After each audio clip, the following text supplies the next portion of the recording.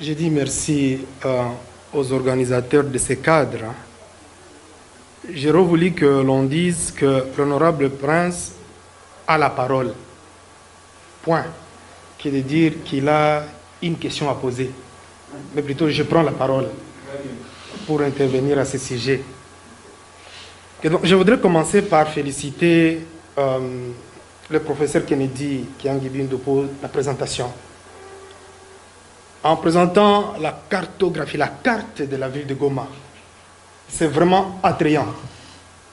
Si on se dit, j'ignore d'abord la suite des problèmes, je me limite à la cartographie, à la carte telle qu'est présentée de la ville de Goma, une ville touristique, attrayante, et lorsqu'il parle de questions de la présence des armées, une fois je suis intervenu, j'ai dit que la ville de Goma est devenue la capitale mondiale des armées.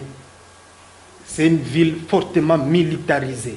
Et donc vous allez trouver une dizaine d'armées dans la ville de Goma. Et toute l'attention du monde est focalisée sur la ville de Goma.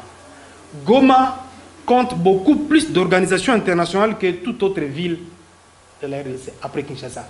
C'est Goma. Et donc c'est une ville qui est internationalisée, la ville de Goma. Et c'est vrai, comme le professeur l'a souligné, on compare Goma à Kampala, on compare Goma à Kigali, on compare Goma à Bujumbura. Et des fois, Goma à Kinshasa, on dit, mais à Goma, on n'a pas ça, à Kinshasa, il y en a, il n'y a pas à Kinshasa, il y a à Goma. C'est que Goma, nous qui sommes à Goma, nous qui sommes de Goma, nous devons en être fiers. Et cela devait nous amener à être beaucoup trop jaloux de la ville de Goma, pour dire, nous voulons garder cette belle image de la ville de Goma. Mais par la force des choses, eh ben, nous vivons des situations difficiles. Et donc, je disais que j'appréciais à juste titre la présentation du professeur Kennedy, surtout quand il interpelle la conscience de nous tous. Presque 4 millions de personnes, d'habitants, dans une ville comme Goma, coupée de toute voie d'accès. Et s'il arrivait par malheur que, en tout cas je ne le souhaite pas, que les ennemis, les agresseurs quittaient Sake, venaient jusqu'à Goma, ceux-là qui ne voudraient pas être trouvés à Goma, ils s'orienteraient vers où? Ils iraient où? Si je ne sais pas, chez l'adversaire, chez l'agresseur. Et si nous y allons, quel sera notre sort? Que donc, aujourd'hui, nous, quand on demande à l'État congolais de prendre toutes ses responsabilités, il doit réfléchir 2 fois. Parce que si toutes les dispositions n'étaient pas prises et que le malheur venait, eh bien, c'est l'État qui enfin, il nous aura remis dans les mains de l'agresseur. Et imaginez si on était bien traité chez l'agresseur, ce qui sera le mental du peuple congolais en exil ou en déplacement, en refuge. Pour chuter sur la thématique, j'ai engagé cette campagne-là, comme le professeur l'a si bien dit, Tufanane Vita.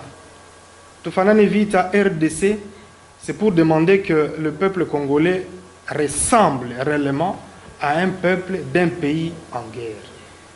Mais si vous circulez sur la rue, vous ne pouvez pas imaginer, si vous n'êtes pas informé, la rue ne peut pas démontrer que nous sommes en guerre. Jamais.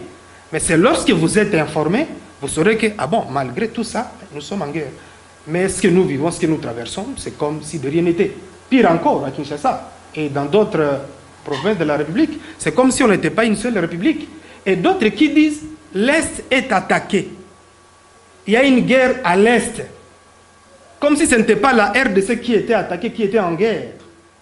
Et malheureusement, j'ai suivi le VPM quand il dit, écoutez, Kinois, ne nous amenez pas à des tensions dans la ville de Kinshasa pendant que l'ennemi, l'adversaire est à l'Est. C'est à l'Est où nous devons aller faire des tensions que de les faire ici à Kinshasa où il n'y a pas la guerre. Donc, on a suivi avec larmes aux yeux que l'on dise que la guerre n'est pas à Kinshasa, mais la guerre est à l'Est. Donc je soutiens en tout cas l'idée émise de dire l'union fait la force, Moja Nguvu, nous devons compatir, pas par des paroles, mais par des actes. Qu'est-ce que nous faisons vis-à-vis de ces gens? C'est vrai, par rapport à la guerre, nous pouvons être animés d'un bon sentiment de dire nous voulons que l'on mette fin à la guerre, mais la bonne volonté ne suffit pas pour nous. On peut être animé de cette volonté qui est plus la guerre, mais ce n'est pas pour autant qu'il n'y aura plus la guerre. Il faut que l'État congolais, comme encore le professeur l'a souligné, que l'État congolais prenne toutes ses responsabilités. C'est malheureux aussi, c'est une inquiétude de constater que, à moins que vous n'ayez pas pensé à inviter les autorités de la ville, mais tel que j'ai suivi l'exposé, en tout cas si ça passait à la RTNC, c'est peut-être là où on peut avoir toutes les autorités. Que donc cet extrait de présentation, si l'extrait on l'a mené, même on payait à la RTNC, que ça passe à la RTNC, là au moins on suppose qu'ils seront en train de suivre s'ils ne sont pas orientés à la guerre, mais s'ils suivaient, parce que moi-même je suivais, et dans mon amour propre, j'étais vraiment touché, très touché. Et pendant que vous exposiez, je me demandais, est-ce la manière dont nous réfléchissons ici, est-ce ailleurs aussi, sur l'étendue de la République, il y a quelque part où on réfléchit aussi comme nous réfléchissons ici? Est-ce au niveau du gouvernement? On essaie aussi de faire une telle cartographie de la situation actuelle de la ville de Goma et de toute la région. Et donc je suppose qu'on peut considérer ça comme une note de plaidoyer, cher professeur.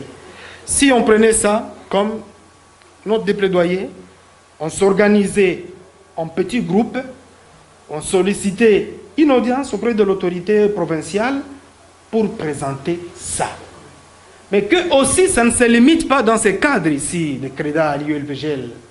Pourquoi ne pas aller à l'UNIGOM, dans des grandes universités, aller à l'IEC, convoquer même des élèves des écoles secondaires, 5e, 6e, leur parler de la situation actuelle. Parce que ça nous engage tous. Et tous nous sommes victimes, il l'a bien souligné. Et les familles d'accueil, et les familles qui sont venues, qui sont en déplacement, tous nous sommes victimes. Voulons-nous mourir tous ensemble ou voulons-nous nous sauver tous ensemble? Et donc c'est ça, cher professeur, la recommandation d'en faire une note de plaidoyer, de constituer un groupe de plaidoyer qui va devoir présenter le document auprès de l'autorité provinciale, même urbaine, le gouverneur, tout comme le maire de la ville. Et d'ailleurs, ce serait mieux que vous commenciez par le maire de la ville, et ensemble avec le maire de la ville, vous allez rencontrer maintenant l'autorité provinciale, le gouverneur, mais aussi organiser des cadres pareils dans d'autres endroits autres que l'ULPGL. Là où on peut avoir accès à un grand monde. Pourquoi pas, par exemple, dans la salle Full Gospel, parler aux gens, on les invite, on discute, on présente la cartographie telle que ça a été fait. En tout cas, ça peut attirer l'attention de beaucoup de gens et ça peut même susciter un nouvel engagement dans les esprits des Congolais ou des gens qui habitent la ville de Goma. Sinon, merci pour l'intervention. Merci aussi pour FDAPID, représenté par M. Victor Batundi, parce que c'est vrai, nous l'avons suivi à la radio au Capi. Il est intervenu sur la question humanitaire, le fait que Goma est coupé de tous les milieux ruraux, il y a exode rural, on ne produit plus dans les milieux ruraux, tous on se retrouve ici, et ici il n'y a pas de champ. Il n'y a pas de champ à Goma. Et donc, je vole chez le voisin aujourd'hui, demain, lui aussi va voler chez autrui. Et ça sera un cercle vicieux de vol dans la ville de Goma. Parce qu'on n'a pas où aller en dehors de la ville de Goma. Tous, on reste dans la ville de Goma. Et donc, merci à l'initiative et nous pensons que notre disponibilité également est là dans le cadre de notre campagne Tufana Vita RDC. Merci.